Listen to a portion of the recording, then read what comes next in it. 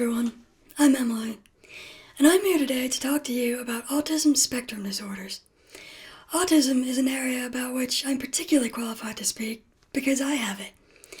I am diagnosed with autism spectrum disorder level 1. The level 1 simply refers to the severity of the condition. The DSM-5 groups autism diagnoses into 3 categories, levels 1, 2, and 3, with 1 being the highest functioning and 3 being the lowest and most severe. We will discuss some of the differences in the behavior and experiences of these 2 groups as we continue, starting with those closer to the higher end of the spectrum and contrasting them with those on the lower end. Well, now that we know that autism has a range of severities, that doesn't really do us much good if we don't know what it actually is, what it looks like. In technical terms, autism is a neurodevelopmental disability. This means that you're born with it and it will never go away. An autistic person will always be autistic. It also means that it impacts the way a person thinks and how they interact with and understand the people and the world around them. Autism is primarily a social disability, impacting 2 main areas of functioning: reciprocal social interaction and communication, and restricted and repetitive behaviors.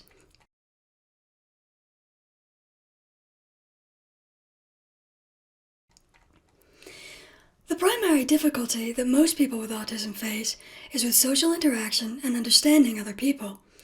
Deciphering things like eye contact, nonverbal communication, body language, tone of voice, and figures of speech, humor or sarcasm can be very difficult.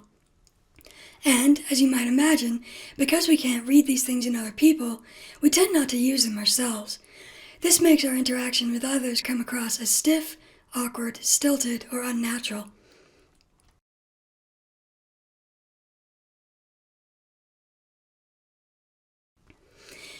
Eye contact can be a major problem for many on the spectrum for a variety of reasons. Many of us have difficulty looking others in the eye when communicating because of a concept called sensory overload, which we'll discuss in more detail shortly. Essentially, we can't process visual and auditory social inputs simultaneously. The visual input overrides the spoken input, and we hear almost nothing that the other person has said. From a social perspective, many autistics see little point in making eye contact with others because they see nothing there. Apparently, people express emotions through their eyes, but if this is true, we can't read what said emotions are, so eye contact for us is a largely meaningless exercise.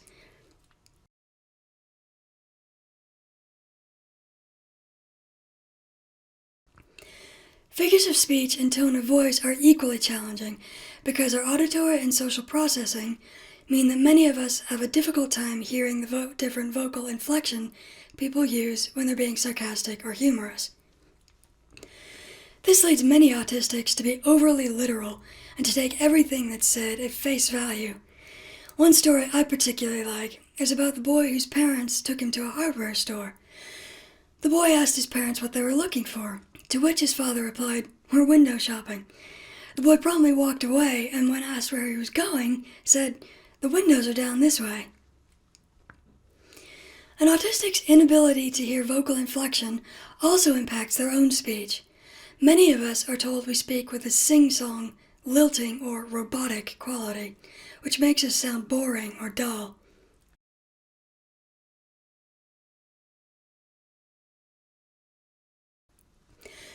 Reciprocal communication, or the ability to hold a normal back-and-forth conversation, is also challenging.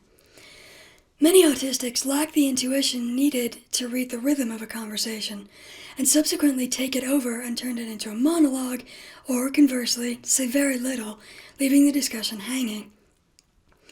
One of the diagnostic indicators that evaluators look for when assessing an individual for autism is their ability to use reciprocal communication. This lack of reciprocity has a considerable impact on the autistic's ability to develop and maintain relationships with others. It's rare for autistic children to have age-related friends, either because they're not interested enough in their peers to interact with them, or because, despite to want to have friends, the method of approaching and interacting with others is peculiar and off-putting. It is far easier for autistics to make friends with individuals who are much older or younger than themselves, because younger children are not socially sophisticated enough to notice that the autistic is doing anything odd, and older children and adults are usually more willing to overlook any social peculiarities.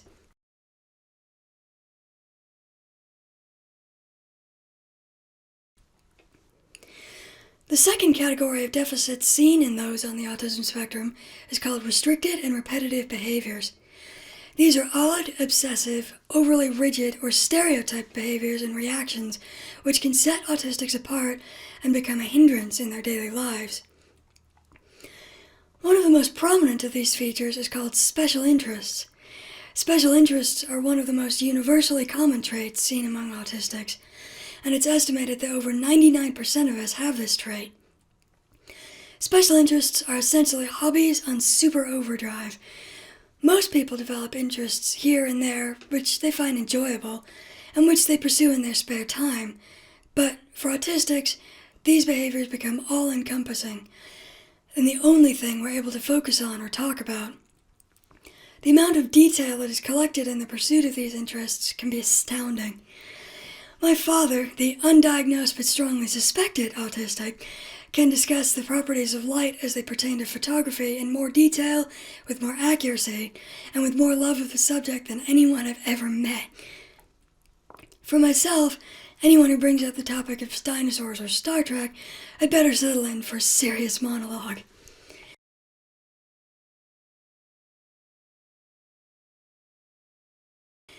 Another aspect of restricted and repetitive behaviors frequently seen in autistics is a strong need for structure and routine in daily life.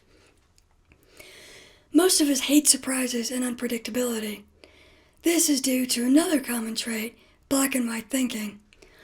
Many autistics tend to be very rigid and inflexible in their thought patterns, leading to an it's right or wrong, good or bad, success or failure mentality, with very little ability to see the nuances in between. This type of thinking makes predicting the outcomes for unfamiliar events, or rapidly adjusting our mental image for the way something will play out, extremely difficult. Many of us essentially live in a world that consists of the things I know, the things I understand, the things I can predict, and total chaos. And we lack the mental flexibility to bridge the gap between the two.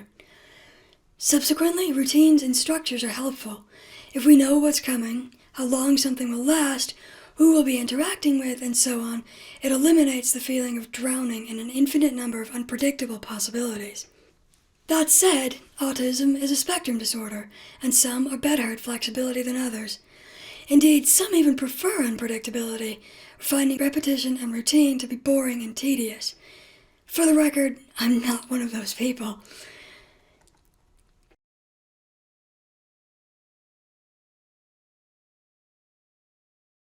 One trait of autism, which doesn't really fit neatly with the rest of the diagnostic criteria, is sensory sensitivity. This symptom is also very prominent in the majority of autistics, and it's rare to find one without some kind of sensory problem. What this trait means is that essentially one or more, usually more, of the body's sensory systems is misaligned and doesn't processing incoming sensory information correctly. People can be hyper or hyposensitive to anything from sound to light, touch, taste, smell, proprioceptive input, or where their body is in space, and vestibular input, or balance and coordination.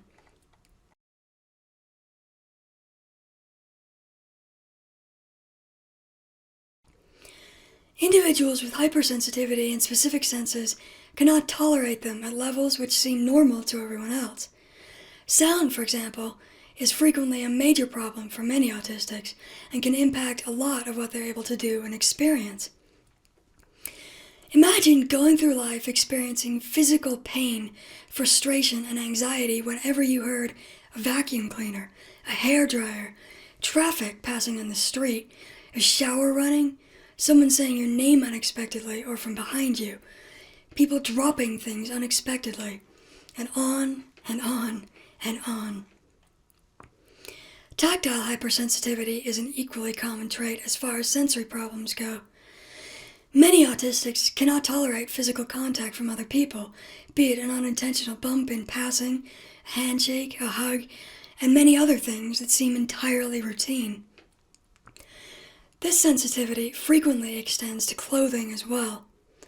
Specific types of fabric, odd cuts or designs, things that are too tight or too loose. All of this can greatly restrict a person's wardrobe, and in young children, this problem can lead to significant challenges when they refuse to wear anything but pajamas, or worse, nothing at all.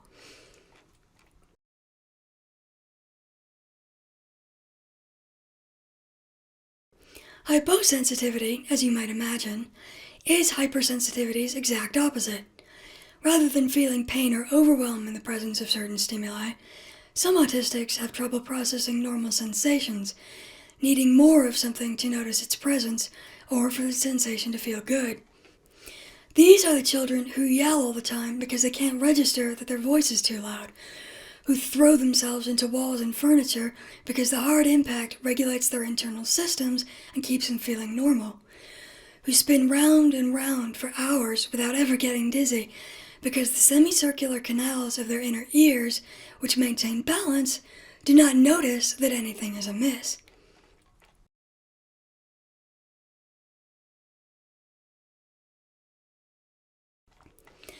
Sensory sensitivities also have a direct impact on the next trait in our discussion, stimming. Stimming is a colloquial expression short for self-stimulatory behavior. Stimming refers to the seemingly non-purposeful motor or vocal tics that many autistics display. These can include such things as hand flapping, rocking, bouncing, spinning, humming, finger flicking, and so on. The catch is that while these behaviors seem non-purposeful, they are actually anything but. Stimming is a means of regulating one's internal sensory system. When you have difficulty processing the sensory input of the outside world, you can sometimes help regulate it or block out overwhelming stimuli by countering it with your own. Stimming feeds the sensory system and can either ramp it up when there's not enough going on, or when craving more input, or cool it down by drowning out excess or overwhelming external stimuli. It is one more means of trying to gain control over an existence which feels highly chaotic and unpredictable.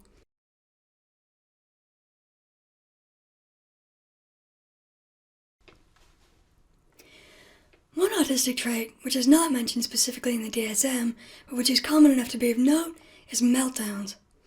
Meltdowns are highly unpleasant episodes of explosive, uncontrolled emotion, which can lead to self-harm and property damage. Despite their alarming nature, autistics in the middle of a meltdown rarely hurt or attack others, being too wrapped up in their own experiences to notice anyone else. Meltdowns are not the same as temper tantrums. They're not used as a means of manipulation, attention-seeking, or task avoidance. They are the direct result of emotional overload, like the explosion of a pressure cooker left on too long. Sensory overload, sudden unexpected changes in routine, or a rapid escalation of frustration or anxiety can all trigger meltdowns, although the emotional flexibility of the individual, as well as their capacity for self-regulation, will determine how big the problem must become before the top blows off.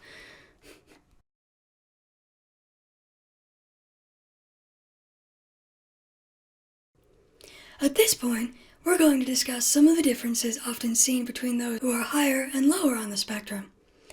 The diagnostic traits are all very much the same, but their severity and presentation can often make high-functioning and classic autism look like two separate disorders.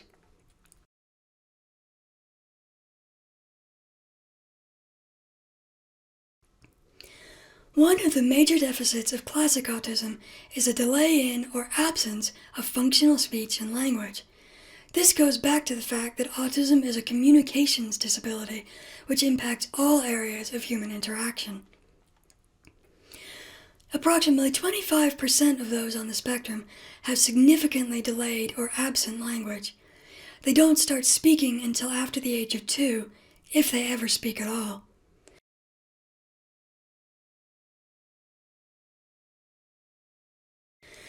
Echolalia, or the repetition of others' words and phrases is relatively common in these individuals.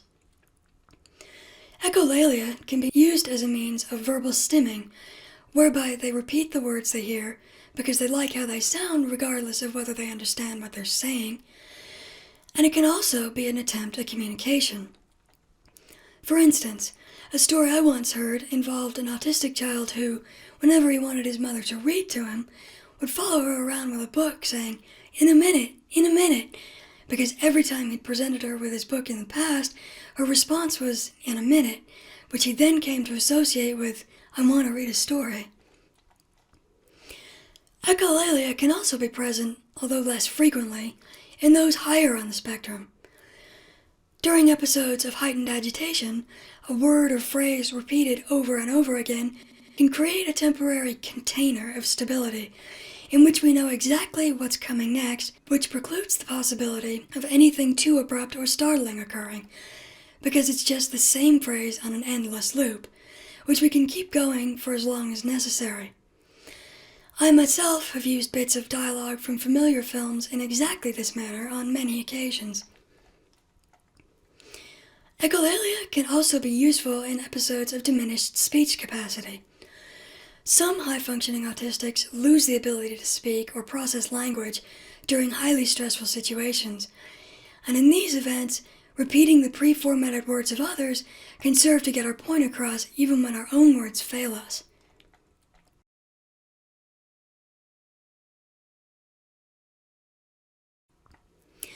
Returning to the subject of classic autism, special interests are another area which can look different. Because approximately 50% of those farther down on the spectrum have a comorbid intellectual disability, the ability to study, collect data on, and discuss obscure or complex topics with others is frequently limited. Subsequently, obsessive interests are typically formed around physical objects, especially those which have a pleasing sensory component. Things like light bulbs, which can be flicked on and off repeatedly, buttons, coins, or other round objects which can be spun on hard surfaces, washing machines which make pleasant sounds and can be watched spinning for hours, and other such objects are frequently fixated on with intensity.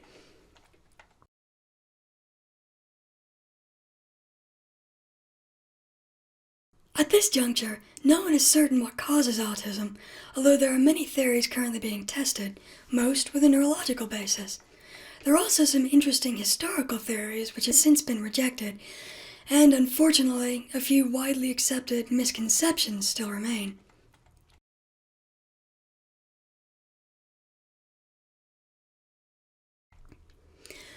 The most commonly accepted theory today is that genetics and neurology are primarily responsible for the existence of autism.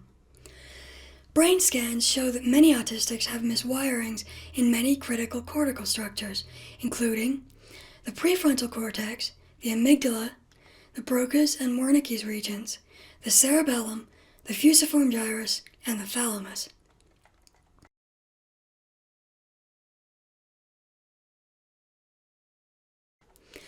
The prefrontal cortex is responsible for working memory and decision-making, which is one reason routines are so important to autistics.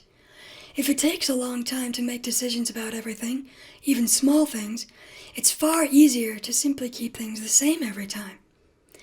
Slow decision-making can also cause panic or frustration if we feel pressed for time, or if we have to alter our plans but don't have enough data.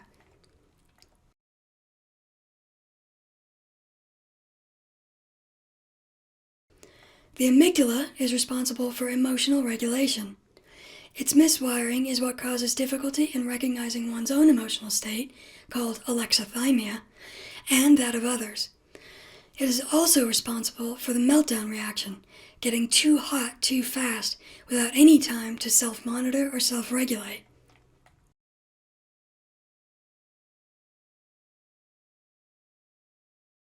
The Broca's and Wernicke's regions are both language centers of the brain. The former controls expressive language, speaking, and the latter controls receptive language, listening and understanding.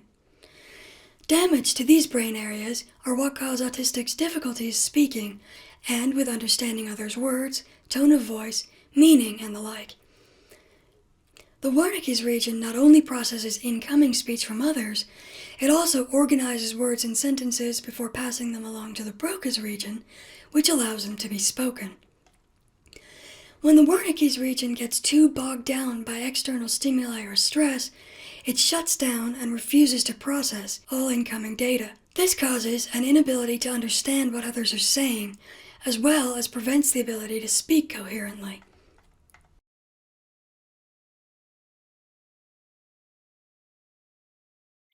The cerebellum is responsible for fine and gross motor control and impacts movement and balance. Miswirings to this structure are what cause difficulties with things like sports or using playground equipment, as well as more detail-oriented tasks such as writing, drawing, or cutting.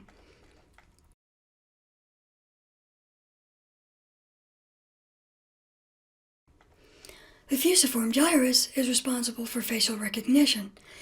It identifies the faces of individuals we recognize and reads and interprets facial expressions.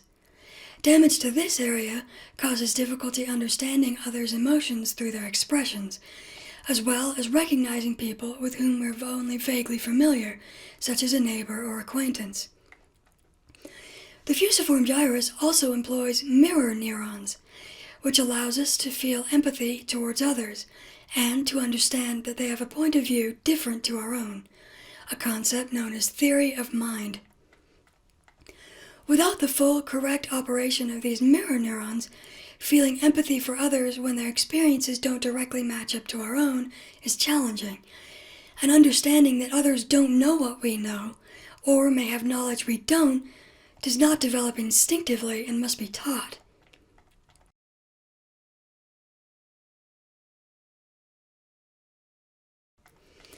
Finally, the thalamus is responsible for processing and regulating sensory input.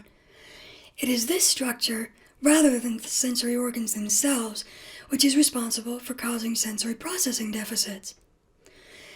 Much like a squeaky microphone, it receives the input normally, but then mangles it while it's processing it, distorting it and creating a horrendous and painful effect.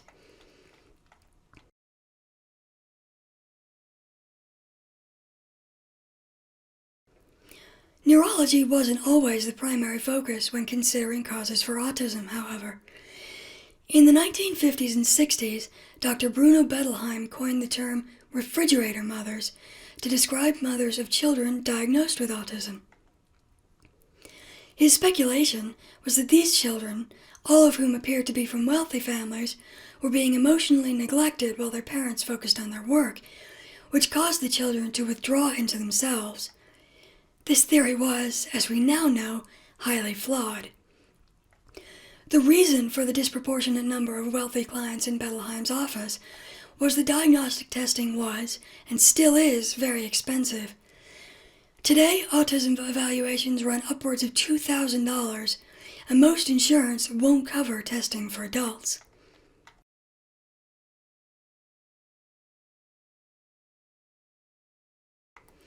Another theory as to the cause of autism, which has yet to be proven or rejected either way, is the premature birth theory. It is well established that the brains of infants born too early do not wire themselves in the same way that the brains of full-term babies do. Sensory processing deficits are extremely common, as the sensory organs and thalamus are not yet developed enough to process all the novel incoming stimuli. Other problems, such as difficulty with eating and breathing, can also impact physical and neurological development, leading to a diagnosis of autism.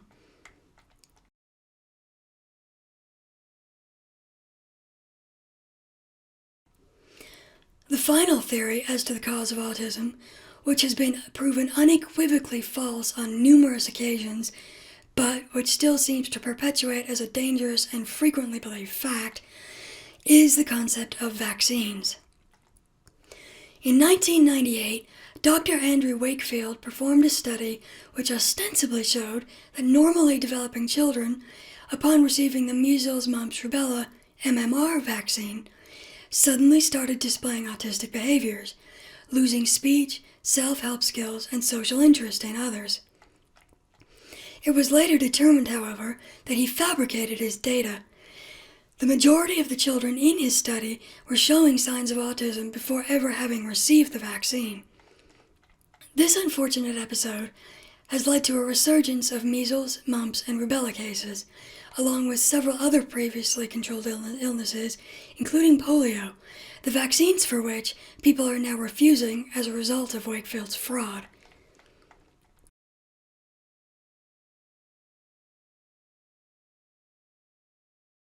As you have doubtless guessed, given that no cause for autism has yet been definitively determined, there is currently no viable treatment by which to eliminate it. Autism is a lifelong disability.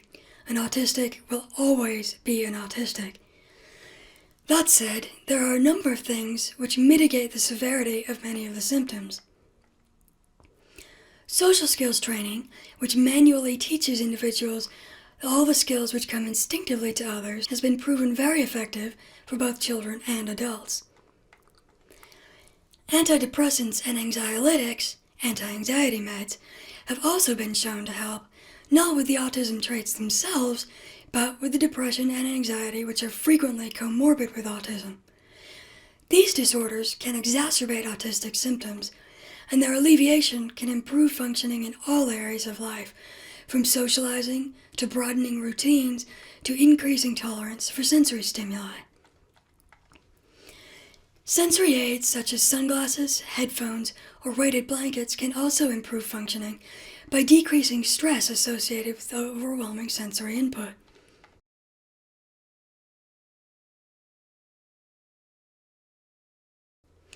We've covered a lot of information today. We discussed the major areas of functioning that autism impacts, including social communication and restricted and repetitive behaviors. We discussed the differences between high-functioning and classic autism, including language deficits and variances in intellectual functioning. We also talked about the suspected causes of autism, from the valid, such as a neurological basis, to the invalid, such as vaccines. And we touched on various treatments which, while not a cure for autism, can mitigate many of its more severe symptoms. At the end of all this, hopefully you've taken away a few useful pointers that you can use in your next encounter with a person with autism. Thanks for watching.